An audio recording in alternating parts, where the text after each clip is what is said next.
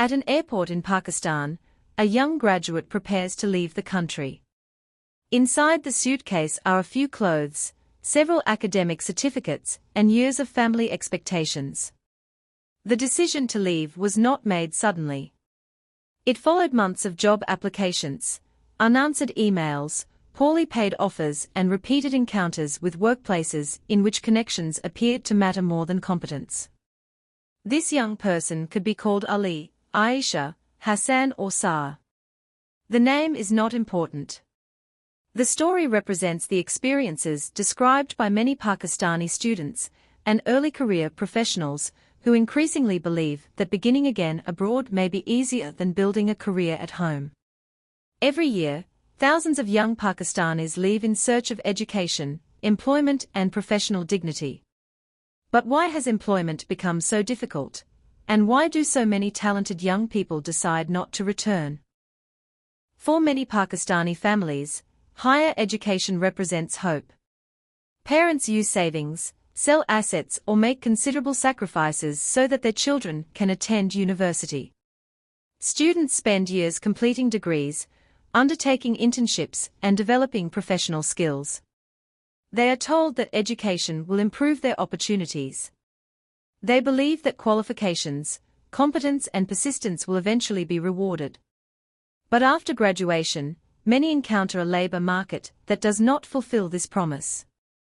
Pakistan's unemployed population reportedly increased from approximately 4.5 million in 2020 to 21 to nearly 5.9 million in 2024 to 25.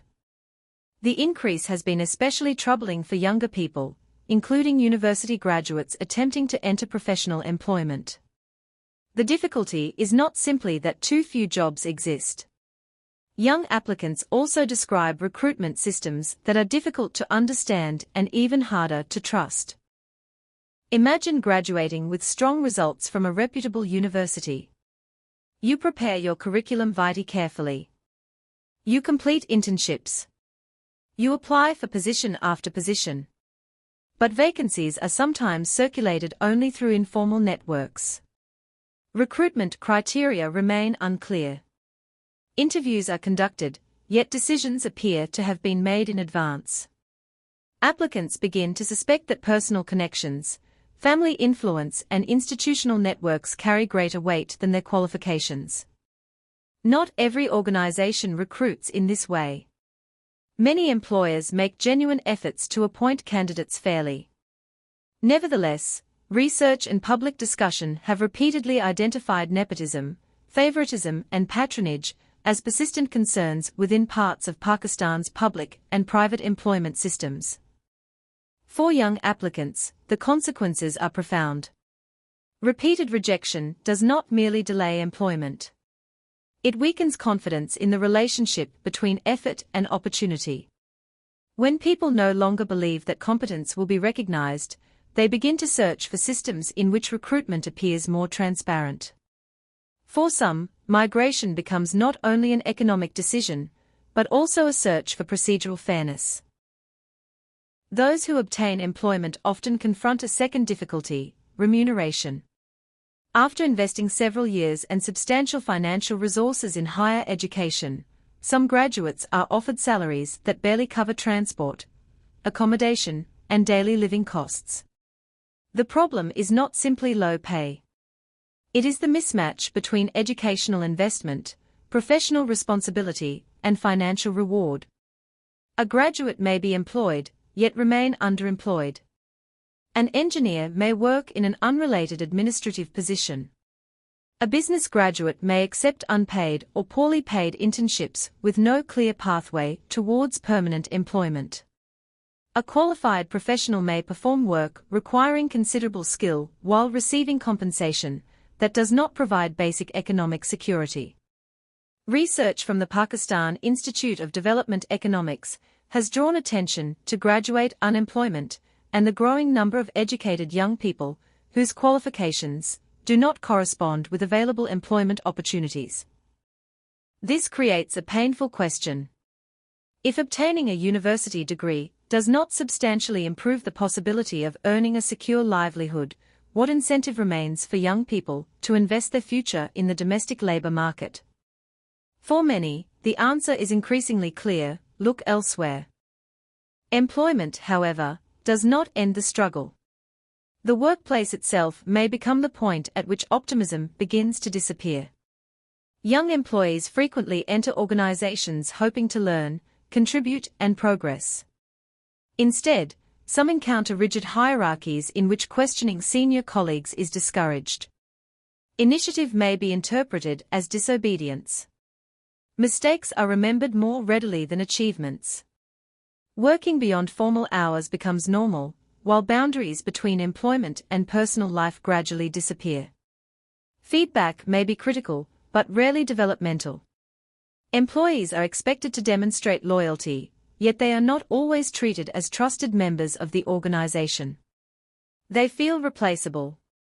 They are asked to perform, but not always supported to grow. Over time, this environment changes people. The ambitious graduate, who once entered the workplace with new ideas, learns to remain silent. The employee who wanted to improve existing practices learns that innovation may create conflict. The person who once worked enthusiastically begins to perform only what is required. This is not simply a decline in motivation.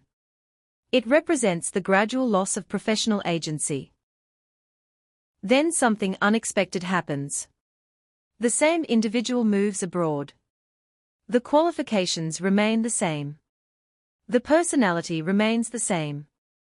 The professional skills do not suddenly transform during the flight. But the institutional context changes. The employee is invited to contribute ideas. A manager provides constructive feedback. Colleagues acknowledge good work. Responsibilities are accompanied by clearer expectations and more predictable opportunities for progression. For the first time, the young professional may feel that initiative is valued rather than punished. The contrast can be startling. In Pakistan, the individual may have been described as inexperienced, demanding, or insufficiently connected. Elsewhere, the same person may be described as capable, innovative, and hardworking. The difference is not necessarily talent. The difference is whether the surrounding system recognizes and develops that talent. This experience helps explain why many migrants, who initially plan to return, eventually decide to remain abroad. They do not stay only because of higher salaries. They stay because they experience dignity, trust, and professional recognition. These individual experiences form part of a broader national pattern. Pakistan continues to experience constrained formal employment creation, rapid population growth, and a persistent mismatch between university education and labor market demand. In 2023, official and widely reported figures indicated that more than 860,000 Pakistanis traveled abroad for employment. Not every departure represents permanent migration. Many people travel temporarily to support their families through remittances. Others leave for education or join relatives who are already established abroad. Nevertheless, the continuing movement of educated and skilled workers raises an important question about Pakistan's capacity to retain its human capital. The phrase brain drain can sometimes reduce a complex human experience to an economic calculation. Behind every number is a person. A person who once imagined building a career in Pakistan. A family that invested in education. A university that developed knowledge and skills. A society that may never receive the full benefit of that investment. The consequences extend beyond lost productivity. Persistent unemployment, underemployment, and workplace insecurity can affect identity, relationships, and mental well-being. Employment provides more than income. It offers social recognition, independence, routine, and a sense of contribution.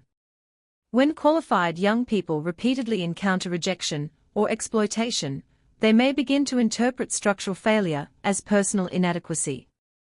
They ask themselves, was my degree worthless? Did I choose the wrong profession? Am I simply not capable enough? Yet the problem may not lie with the individual. It may lie in a system that produces educated graduates without creating sufficient pathways through which their abilities can be used. Some young people leave. Others remain, but become increasingly discouraged. Families experience financial pressure. Communities lose confidence. Society gradually normalizes the idea that success requires departure. This may be the most damaging consequence of all. A country's young people begin to imagine their future everywhere except at home. The solutions are neither mysterious nor impossible.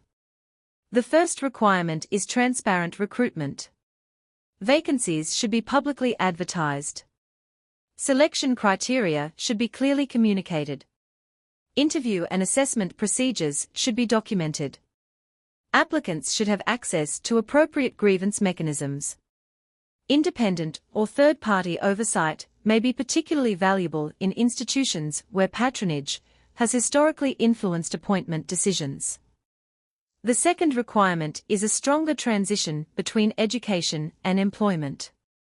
Universities, employers and government agencies need to collaborate in designing apprenticeships, paid internships and graduate entry programs. Career guidance should begin before graduation rather than after students have already entered unemployment. Universities must also examine whether their programs correspond with changing economic and technological demands. The third requirement is fair remuneration. Entry-level employment should not become a mechanism through which organizations obtain highly qualified labor at unsustainably low cost. Clearer salary benchmarks and stronger labor protections could reduce the exploitation of young workers. The fourth requirement is workplace reform. Young professionals need mentoring, constructive feedback, and meaningful opportunities for progression. Managers should be prepared not only to supervise employees, but also to develop them. Workplaces that recognize initiative, respect personal time, and reward performance are more likely to retain talented staff. Finally, Pakistan requires economic policies that create productive employment. Higher education cannot solve unemployment by itself. Graduate employment depends on industries, public institutions, and entrepreneurial ecosystems capable of absorbing skilled workers. Pakistan does not lack talent. Its young people demonstrate their abilities in universities, businesses, hospitals, research institutions and technology companies throughout the world. The central question is whether those abilities can be recognized and supported at home. Young people should be free to travel, study and build international careers.